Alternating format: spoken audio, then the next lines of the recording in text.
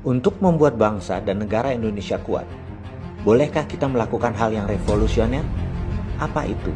Bagaimana kalau kita ubah Undang-Undang Dasar 2002? Mengapa?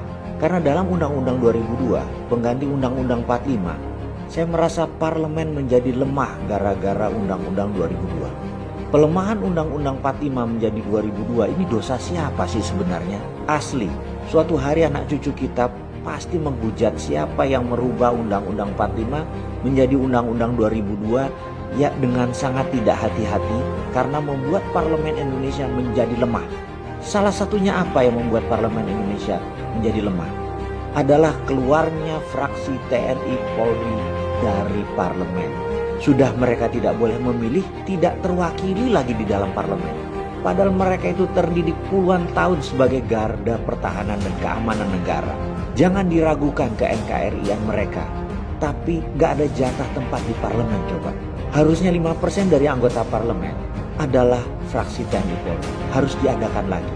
Jadi yang membuat undang-undang ada yang gak paham bela negara. Bayangkan, sebagai tambahan lagi, calon anggota DPR dan anggota DPR itu seharusnya wajib ikut Lemhanas sebelum dilantik selama 6 bulan kalau perlu Lemhanasnya. Kalau dari catatan undang-undang, ada lebih 100 undang-undang yang saat ini merugikan bangsa Indonesia. Karena keputusan parlemen yang lemah dalam 15 tahun terakhir ini, karena tidak ada fraksi TNI Polri-nya, tidak ngerti bela negara. Ada lagi satu lagi, ASN, abdi negara pegawai negeri, ada baiknya tidak ikut memilih di dalam pilpres, pemilihan gubernur, pemilihan bupati, karena mereka bisa dimanfaatkan oleh incumbent. Sampai ada pejabat komen, kamu digaji siapa? Misalnya memanfaatkan kesuperioritasannya pejabat daerah. Misalnya, kalau mereka tidak memilih, tetapi ada wakilnya di parlemen, baik di pusat atau di daerah, misalnya 5% suara, maka di situ menjadi akan banyak pihak yang diuntungkan.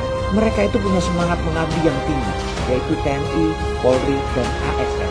Jadi ada baiknya 5% suara fraksi TNI Polri, 5% suara ASN, itu akan menambah kredibilitas DPR.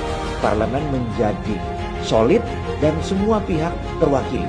Jadi bagaimana kalau kita usulkan, kita buat referendum untuk mengamen Undang-Undang 2002 menjadi undang-undang baru yang memasukkan fraksi TNI, Polri, dan ASN agar mereka terwakili di parlemen yang membuat parlemen Indonesia menjadi tangguh.